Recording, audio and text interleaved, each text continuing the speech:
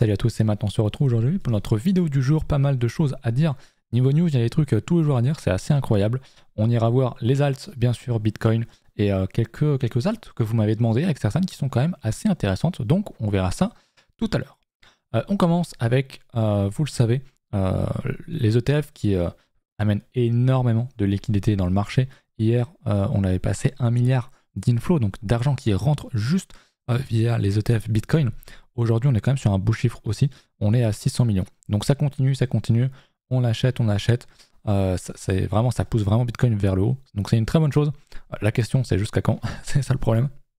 Si on regarde juste avec les ETF, on a déjà 11 milliards qui sont arrivés depuis le 11 janvier. 11 milliards de dollars qui sont arrivés dans le marché crypto, juste sur Bitcoin, via uniquement les ETF. On le voit comme ça ne fait vraiment que monter. C'était un petit peu lent, entre guillemets lent au début, alors que c'était un des meilleurs starts des ETF historiquement. Et là, derrière, c'est en train de vraiment de s'envoler. Je pense qu'il y a un énorme FOMO qui est en train d'arriver. Donc, il va falloir surveiller ça de très très près, évidemment. Seconde news, c'est Elon Musk qui rappelle et qui redit encore une fois que le Doge pourrait être un moyen de paiement dans une certaine mesure pour Tesla. Donc, on va suivre ça de très près également. On ira voir la chart parce que c'est un meme coin et il y a beaucoup de choses à dire sur les meme coins en ce moment. Vous le savez, ça pète un petit peu de partout. Autre news, encore une fois, on parle de gros sous MicroStrategy, donc Saylor qui annonce vendre 500 millions de dollars d'obligations auprès d'investisseurs institutionnels pour all-in Bitcoin. Encore une fois, il l'avait annoncé hier sur un tweet. Donc voilà, Michael Saylor qui achète encore et encore continuellement sur le marché depuis de longues années, depuis de très très longues années. Il n'est pas réputé pour acheter au meilleur prix.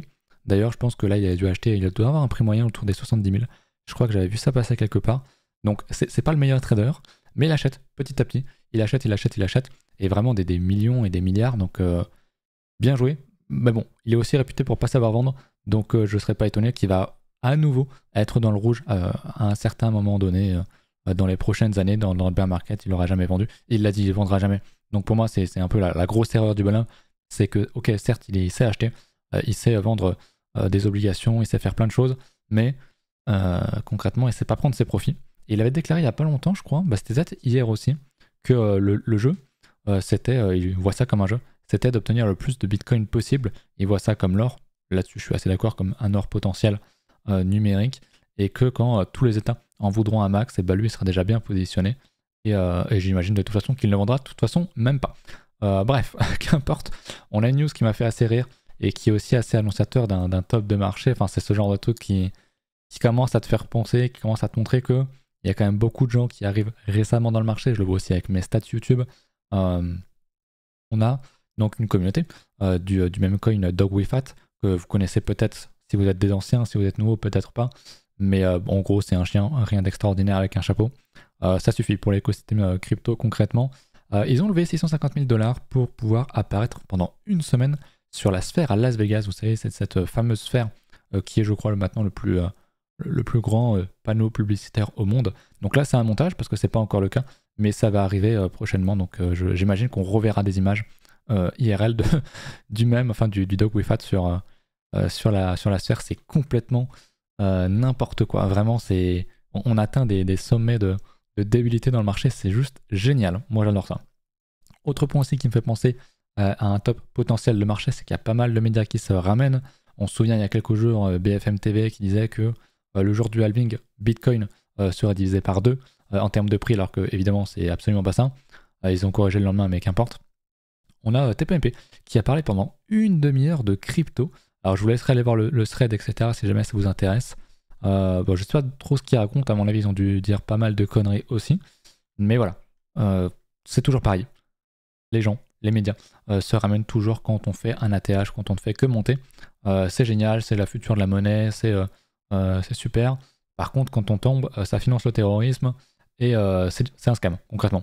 Donc ça me fait toujours marrer parce que c'est mon 3e cycle et c'est la 3e fois que je vois l'exacte même chose.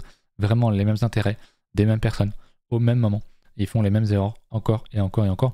Et ça me fait assez marrer. Bref, ça c'était pour le petit point sur le marché. Je vais dézoomer un petit peu, hop, je vais me remettre là-dessus.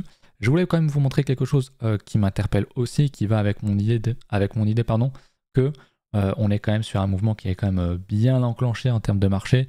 on a, je sais pas si vous le verrez, on a le Fear and Greed Index qui est quand même à 88, qui est quand même à 20% dans la partie Extreme Grid, donc c'est pas suffisant pour poser un top. Et de toute façon, dans un marché haussier, on sera toujours à minima dans le bleu et on sera très souvent aussi dans le vert, donc c'est normal. Simplement, on accumule encore et encore. Peut-être qu'à un moment donné, ça va finir par péter. Je voulais vous parler de ça aussi parce que ça fait longtemps que je vous en ai pas parlé.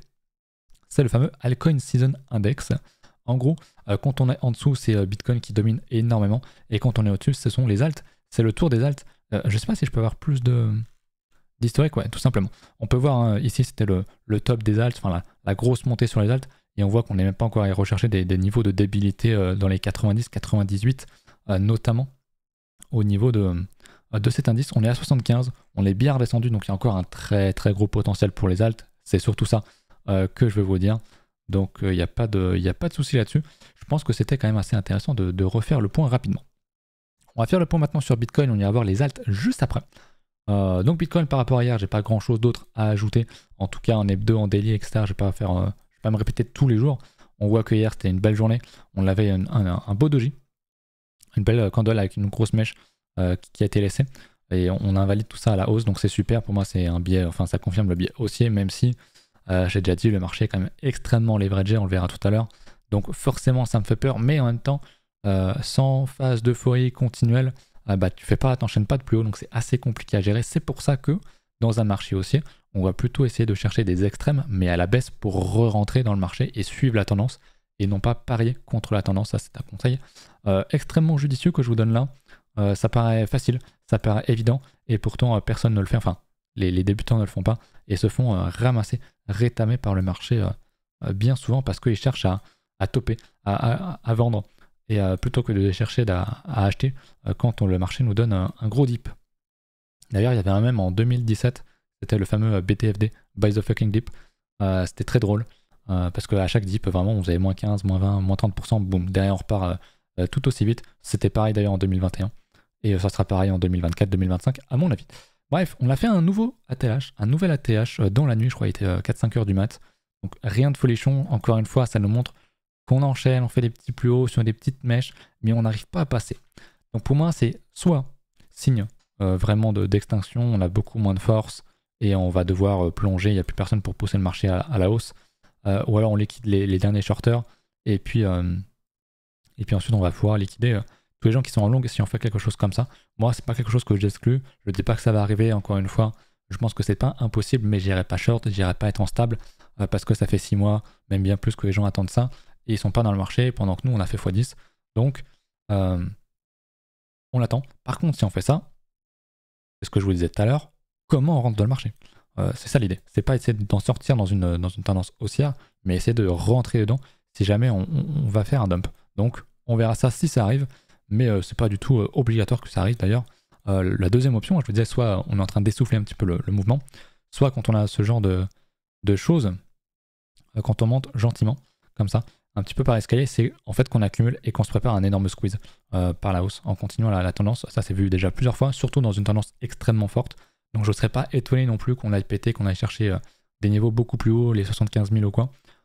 Cependant, honnêtement, j'ai un biais qui est actuellement assez neutre. Forcément, ma tendance de fond est extrêmement haussière. Donc de ce fait, j'irai pas sortir du marché, j'irai pas TP, j'irai pas short. Évidemment, le marché c'est assez évident. Voilà pour ça. Ça c'est Bitcoin sur les petites unités de temps. On va regarder sur Coin Analyse. Alors là, j'étais sur le minute. Ça va permettre de vous montrer un petit setup que j'avais déjà expliqué il y a pas mal de temps avec le CVD. Tout simplement qui nous montre s'il n'y a pas une aberration entre guillemets au niveau du marché sur les futurs. Ici, on voit que le cours fait un plus bas, enfin que le cours a un bottom ici. Est-ce que je peux dessiner? Est-ce que je peux retrouver un petit pinceau? Oui. On voit qu'on a un creux ici, que le marché repose un creux qui va être plus haut que le précédent. Ok, donc on nous montre un signe de retournement dans une tendance haussière, dans une continuation, qu'importe.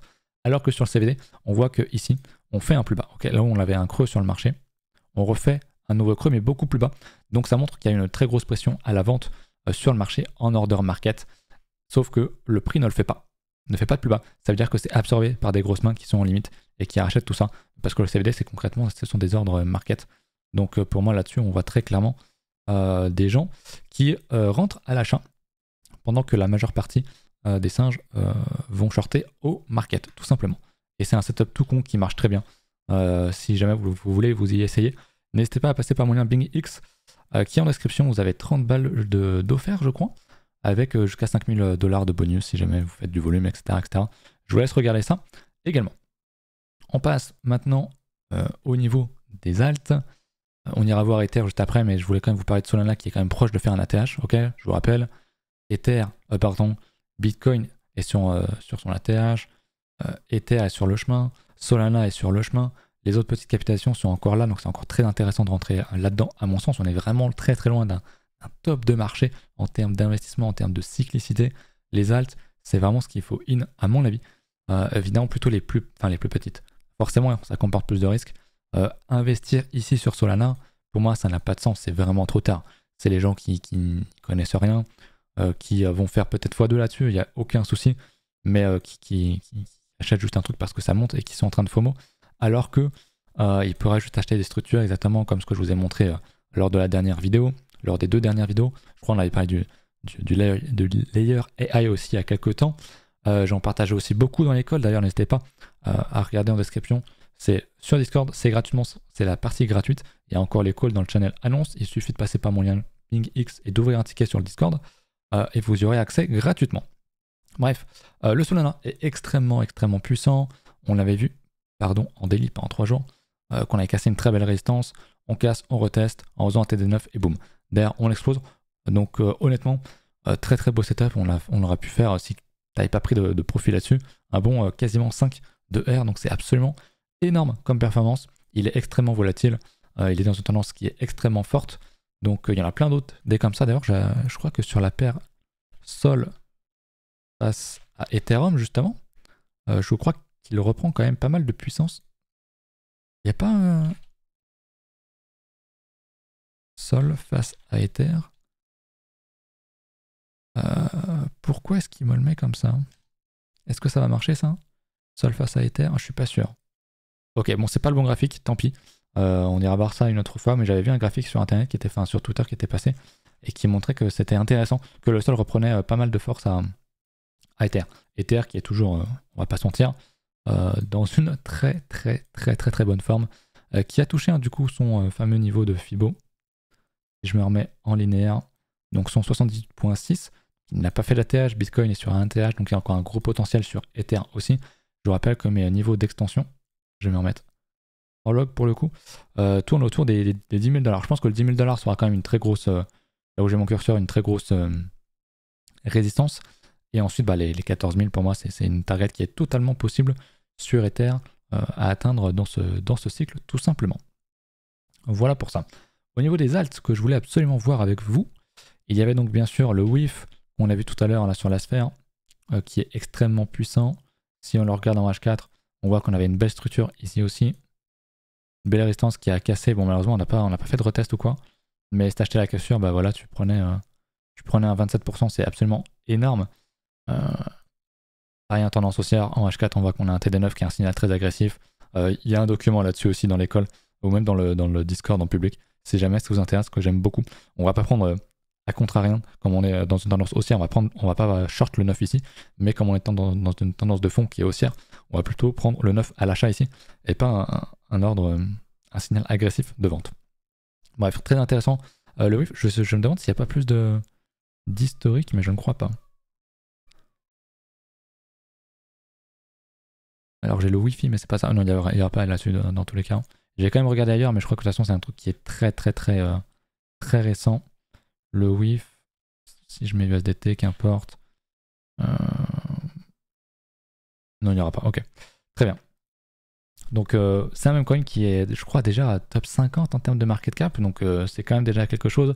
D'ailleurs, c'est un sujet sur lequel que j'avais évoqué sur mon Twitter. Je vais essayer de vous remontrer. On va aller dans mes tweets. J'avais parlé de ça ici. Trop de gens sont en quête d'acheter absolument la meilleure crypto pour faire le meilleur investissement possible. Sauf qu'en fait, ils vont juste buy un token capitalisé et faire x5 maximum. Typiquement, les gens qui se ramènent sur Solana et qui se disent ouais, le projet est super, c'est le cas. Mais c'est pas la question. En fait, ils achètent extrêmement haut alors qu'en fait, il suffirait d'acheter des petites caps, voire même des mêmes coins, et de profiter du marché, qui a été aussi profité d'un Bitcoin qui est déjà en tendance extrêmement haussière, d'un Ether, d'un Solana, pour aller se placer sur les plus petits qui n'ont pas encore explosé et qui vont exploser par la suite, tout simplement. Et faire x100 sur le marché crypto, c'est possible sur un cycle, sur certaines cryptos aussi, mais honnêtement, faire un x50, un x10, c'est largement possible sur un cycle, sur un bull run crypto. Faire un x100 à partir de maintenant, je pense que c'est mort. Il faut quand même avoir des objectifs qui sont quand même comment dire, réalistes. Mais à partir de maintenant, je pense qu'un x10 est encore possible sur le cycle, honnêtement. Donc pourquoi acheter des grosses caps qui sont déjà ultra capitalisées et surtout dans une tendance fortement haussière? Pour moi, ça n'a pas trop de sens ici, actuellement. Après, pour quelqu'un qui ne veut pas prendre de risques aussi, parce qu'il y a ça, il va se positionner sur Ether, Solana, Bitcoin, il va faire son petit x2 dans le cycle, il sera content, il n'a pas pris de risque et c'est très bien aussi. Bref. Je voulais quand même vous reparler, parce que je suis en train de m'égarer, encore une fois, à chaque fois de toute façon. On a toujours des phoniques qui sont assez élevés, même si on a un petit peu purgé. On est encore dans les 0,04 quasiment. C'est quand même très élevé. Il y a quand même beaucoup de gens qui sont pas mal, à mon avis, à l'achat. Donc attention là-dessus, c'est toujours dangereux. Mais bon, dans tous les cas, c'est le cas depuis longtemps, ce que j'expliquais en début de vidéo. Si j'avais eu peur, honnêtement, depuis qu'on avait des signaux d'excès sur Bitcoin, je serais sorti, je vais vous montrer. Hein. Hop, c'est pas ce que je voulais faire. C'est pas ce que je voulais faire. Remarquez, on va regarder sur l'hebdo. Je serais sorti ici, en fait, à partir du moment où on était à 33K, il y avait quand même beaucoup de gens qui attendaient absolument un retest des 30K ici, et même encore plus bas. On parlait même à l'époque des 20K et quelques. Les gens attendent que Bitcoin dump, il ne dump non seulement pas, mais en plus de ça, les alts explosent tout à la hausse. Donc ce que je vous dis, hein, c'est là-dedans que j'ai fait des x10, des x20 sur comme on l'a déjà vu, sur le A-Take que j'ai déjà montré, notamment USDT. C'est pendant cette période-là. Hein. On est rentré, je vais me remettre en daily. Je suis en log là ou pas? Je suis en log. On va rester en log. Mais on est rentré là-dedans, là, dans la structure ici, sur le retest. Et voilà, fois 25, c'est 2500%, c'est complètement ahurissant. Et c'était une petite cap. Il y en a encore plein d'autres qui sont encore dans ce genre de format. Donc il y a encore des choses à faire. Je maintiens, et je maintiens aussi, avant d'aller voir les autres alts, c'est quand même important. Je vous remontre sur le Total 3. En termes d'objectifs réalistes, la dernière fois on l'a fait 235%, donc plus de x3 sur la capitalisation des alts. Okay. Là sur un x2, donc c'est quand même une performance bien moins grande. Je pense que globalement dans le temps on va faire de moins en moins des performances de moins en moins importantes, et c'est normal, c'est tout à fait normal. Et je vise un x2 et on a encore beaucoup de chemin à faire. La fête ne vient que de commencer. Donc pour moi les achats des alts c'est totalement possible, et il faut le faire ça de manière intelligente. Il ne faut pas acheter des trucs qui sont déjà en train d'ultra pumper, parce que tu vas forcément sacrifier pas mal de performance et prendre le risque de te voir, parce que si tu achètes quelque chose qui monte, tu prends le risque de te prendre à moins 30, à moins 50%. Et même encore si c'est le cas ici, si tu hold ça jusqu'à fin d'année, jusqu'à 2025, honnêtement tu seras dans le vert a priori, en théorie. En tout cas, selon moi, il y a pas mal de chances. Voilà, on a vu le whiff. On va aller regarder le bon vieux Doge qui m'intéresse énormément. J'aime beaucoup le Doge parce que pour moi, c'est une des plus grosses cryptos avec le plus d'intérêt. Bon, certes, il y a Elon Musk qui va s'en servir sur Tesla, très bien. Mais à part ça, concrètement, on voit qu'on avait un très beau range. On l'a beaucoup cassé ici. On est sur une autre résistance, une grosse résistance, qui selon moi est la résistance majeure. Et on est en train de la casser. Et pour moi, si on la casse, on casse un énorme range hebdomadaire. Et si on casse ça, je dis hebdomadaire, mais c'est plutôt mensuel, derrière, la logique, je vais vous remontrer, mais je ne sais pas si on aura... On avait un petit peu cette logique ici, bon, il n'y a pas plus de graphes, mais une fois qu'on casse ce genre de choses, derrière, ça peut quand même assez facilement bien péter. Alors, je ne pense pas qu'on se refasse à nouveau un 2000, un 17 000%, évidemment, enfin un 1700%, mais je pense que le Doge a largement de quoi venir rechercher au moins la moitié de cette mèche, donc faire un x2, c'est une grosse cap, donc forcément, moi, ça m'intéresse moins, mais force est de constater que le Doge a un gros potentiel que j'aime beaucoup. Le Doge, on avait aussi le 1 inch, on m'avait proposé qui est un petit peu dans le même registre. De toute façon, beaucoup d'alts ressemblent à ce genre de choses. Alors, USDT. Voilà, donc là on va zoomer un petit peu. Donc on l'avait déjà vu, il me semble. Ah bah oui, forcément, parce que j'avais tracé une résistance. On avait un très beau double bottom ici qui aurait été une entrée parfaite. Mais on voit qu'on est sur la grosse résistance. Je suis bien en hebdo là. Hop. On est sur une belle résistance. Donc techniquement, t'achètes pas une résistance. Perso, je préfère soit qu'on rejette, admettons le marché prend tarif, on rejette, on restructure, on peut re-rentrer. Soit il casse un peu plus haut, on reteste et on re-rentre pour aller surfer le gros momentum qui devrait arriver derrière. Donc voilà, le one inch est quand même très propre. Et on voit qu'une fois qu'on va casser cette grosse structure là, où il y a beaucoup de volume d'accumulation, et ben même si on vient rechercher 50% du plus haut, il y a un 600% à prendre, c'est énorme. Et pourtant c'est une grosse cap. Donc quand je vous dis qu'il y a encore des fois 10 à faire, c'est pas un mytho d'influenceur qui essaie de vous vendre son lien ou je sais pas quoi. Je vous dis ce que je fais. De toute façon, vous le voyez avec, pour ceux qui sont dans l'école de l'école, le marché est en expansion, certes. Il risque de retracer et de prendre cher, mais il y a encore un énorme potentiel. Il y a un énorme potentiel. Et croyez-moi que quand on sera bien avancé dans le cycle, je vous dirai pas, ouais, on peut encore faire x10 là-dessus. Non, parce qu'on aura des graphiques qui ressembleront vraiment à des green dildo, comme on dit dans le milieu. Ce sera vraiment des trucs, des piquets vraiment extrêmement verts en hebdo, en mensuel. Et ce sera plus l'heure d'investir, mais plutôt de prendre des profits. Mais écoutez, ça c'est encore un peu tôt. On verra quand on y sera concrètement. On a le salaire aussi, exactement le même type de structure. Ici, pareil, on avait un petit double bottom qui était magnifique pour poser un bottom avec un retest en plus. Donc pour moi, l'entrée parfaite, optimale, comme je l'explique dans l'école, c'est sur ce genre de phase-là. On casse la zone, donc c'est super. Idéalement, on vient retester pour choper une entrée et repartir. Et si on ne le fait pas, tant pis, il faut accepter qu'on ne puisse pas être partout. Mais le salaire est également très beau. On a le Dinex aussi que je dois avoir, j'avais dans ma liste de l'école, qui est une crypto IA, donc qui m'intéresse pas mal. Je crois que je l'avais noté ici, effectivement, qui est top 590. Donc forcément, moi, c'est quelque chose qui m'attire un petit peu plus. Maintenant, je suis déjà quand même bien booké dans le marché. 80 millions de market cap, c'est pas mal.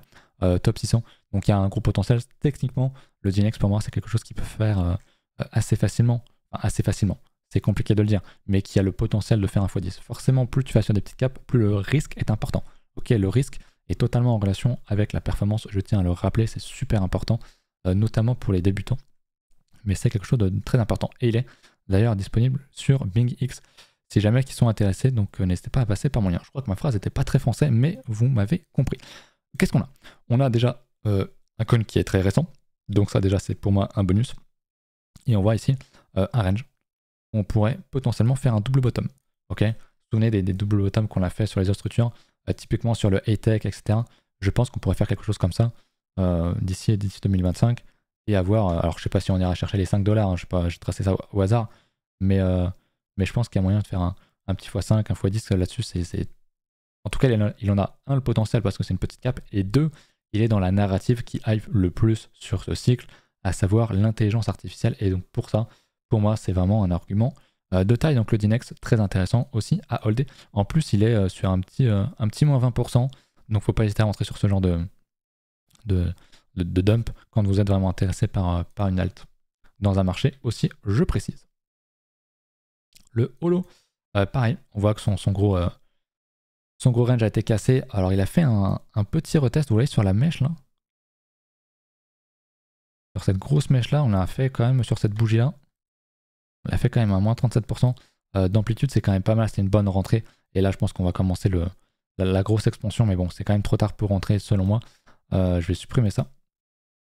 Mais pareil, une très très belle structure, un très beau potentiel. On voit, on est en train de casser on est en train de casser tout simplement. Et quand on est en. Alors forcément, quand tu es en log, t'as pas envie d'acheter forcément ça. Mais quand tu es en linéaire, tu vois tout le potentiel. Alors je sais pas là aussi si on fera un ATH ou pas. Je pense pas, mais typiquement, ouais, ce que je vous disais, le green dildo, hein, quand tu as un graphique qui ressemble à ça, quand dans tes phases de range, typiquement comme on a eu lors du dernier cycle, hein, c'est toujours pareil, quand on casse ça, derrière, boum, ça part, et ça part très très fort. Et voilà, on n'est pas encore dans ce genre de phase d'expansion, on est juste aux prémices. Donc faut être patient, être capable d'acheter et attendre. On me demandait le farm qui a une de mes alts, parce que c'est le Harvest Finance, c'est de la DeFi, j'en ai parce que j'en avais déjà dans le dernier run, j'avais renforcé parce qu'il y avait un beau, dans ce gros range là, que j'avais présenté à l'école aussi, on l'avait fait un beau double bottom ici, donc une très belle structure que j'ai acheté. En plus je suis rentré en levier là-dedans, donc je suis assez content. C'est pas une grosse cap le farm, faut que je regarde, il doit être top 500 aussi, quelque chose dans ce goût-là, on va aller regarder ça ensemble. Harvest Finance. Il est, oh, il est même encore plus loin. Il est top 892, donc c'est quand même pas mal du tout, honnêtement. Donc c'est assez pas mal. Je regarde un petit peu où est-ce qu'il est listé. Il n'est pas listé partout, mais il est quand même sur Mex. Ça, c'est toujours un plaisir. Mais ouais, bon, c'est pas forcément. Moi, c'est un truc que j'ai envie de vendre assez rapidement. J'aimerais qu'il, voilà, une fois qu'il va casser son range, j'aimerais qu'il nous fasse un gros momentum assez vite parce que je suis enlevé dedans, ça me coûte des frais. Je suis pas en futur, je suis en margin spot, mais quand même, ça coûte. Et puis, c'est de l'argent que j'aimerais remettre sur de l'IA, ou sur d'autres narratifs qui sont un peu plus au goût du jour que la DeFi. Même si la DeFi, c'est important, c'est bien. C'est plus la hype, c'était lors du dernier run. Après, je suis quand même dans une bonne perf. Hein, je veux dire, il monte pas mal, surtout que je suis en levier. Mais voilà, si vous pouvez me faire un petit 100, un petit 200%, que je puisse le vendre et réallouer mon capital, personnellement, ça m'intéresserait. Mais le graphique est très intéressant, ça sent quand même la cassure, mais on attend évidemment ce genre de pattern pour rentrer éventuellement. Ou alors qu'on dump et qu'on aille refaire une structure un petit peu plus bas, éventuellement. On a le gars là, exactement, je crois que j'en avais parlé il n'y a pas si longtemps, mais qui nous fait du coup exactement la même structure partout avec beaucoup de volume d'accumulation.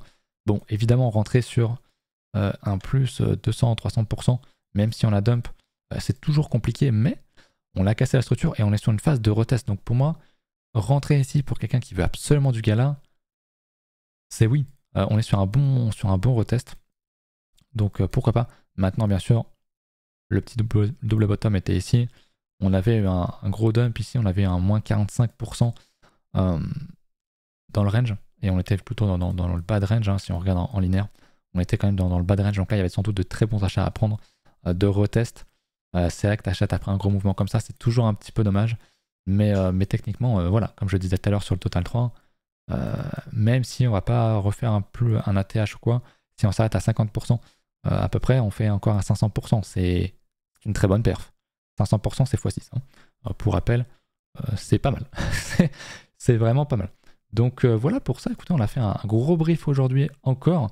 J'espère que ça vous a plu. N'hésitez pas à mettre un petit pouce bleu, à venir sur mon Twitter, à vous abonner, à venir sur le Discord, surtout si vous êtes intéressé par l'école, à ouvrir un lien via BingX pour profiter. C'est pas facile à prononcer quand même, BingX, pour profiter des bonus et tout ça, pour trader, pour acheter des alts, sans aucun souci. Et à venir sur mon Twitch également. Je vais peut-être lancer un live ce soir, sinon ce sera samedi ou dimanche, donc n'hésitez pas à faire ça, ça serait sympa. Voilà, je vous dis à la prochaine.